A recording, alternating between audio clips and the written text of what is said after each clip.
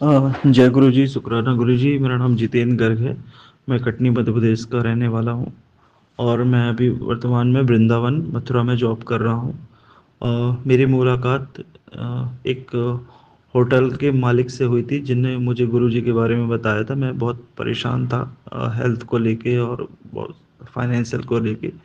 उन्होंने मुझे कहा कि आप गुरु जी से जुड़ो, धीरे धीरे आपकी सारी प्रॉब्लम्स ठीक होते जाएंगी। तो मुझे उस समय ऐसा लगा कि चलो यार, बोल रहे हैं सुन लेता हूँ, ठीक है। बट उस टाइम में मुझे ट्रस्ट नहीं हुआ।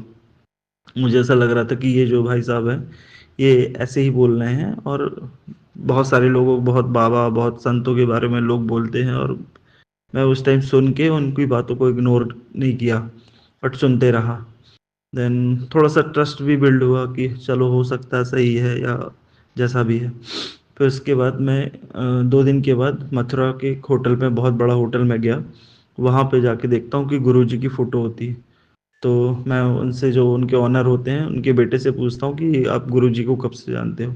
तो उन्होंने कहा कि मैं 4-5 साल से इनको फॉलो करता हूँ। तो मैंने पूछा इनका रिजल्ट क्या है, तो बोले बस जुड़ गए हो तो रिजल्ट कुछ सामने आएगा।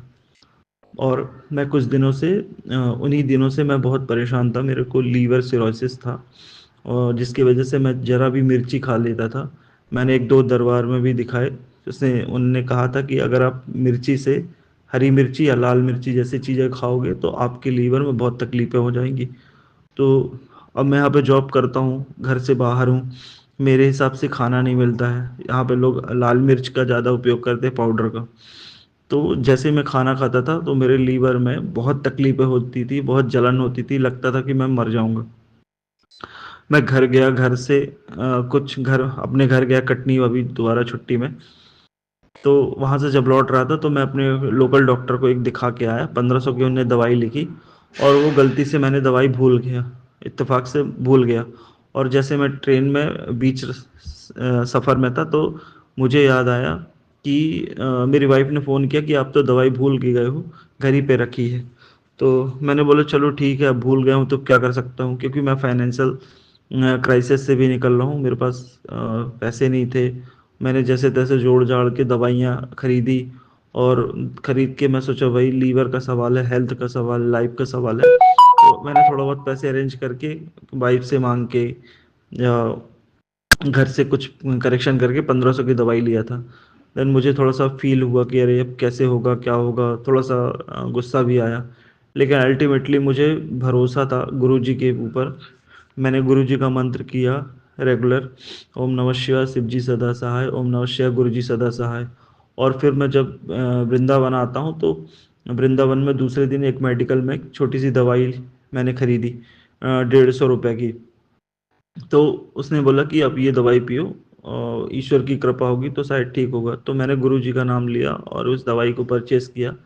मैंने बोला गुरु जी, अगर आपकी कृपा होगी तो मेरा लीवर ठीक हो जाएगा।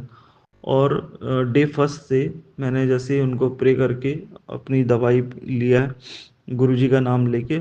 और मुझे पीते ही दूसरे दिन से, मतलब पहले दिन से आराम लगना चालू हो गया। और मैं रेगुलर वही खाना खाता हूँ जिस खाना को खाने से, दवाई से पहले या गुरु जी की ब्लेसिंग के पहले मुझे बहुत तकलीफ होती थी। अब मेरी तकलीफ 90% ख़त्म हो गई है, और ऐसा लगता है कि बहुत जल्दी मेरा लीवर क्योर हो जाएगा, और ये केवल गुरु जी के आशीर्वाद से ही हुआ है। बल्कि मेरे मन में, मैं मैकेनिकल इंजीनियर हूँ, मेरे मन में ख्याल भी आता कि कहीं ऐसा नहीं दवाइयों की वजह से ही मैं ठीक हो रहा हूँ, क्योंकि मैं भौतिक संसार का आदमी हूँ, माया और मोह से जुड़ा हुआ हूँ, काम से जुड़ा हुआ हूँ। तो मेरा मन हुआ कि नहीं, ये दवाइयों का प्रभाव है।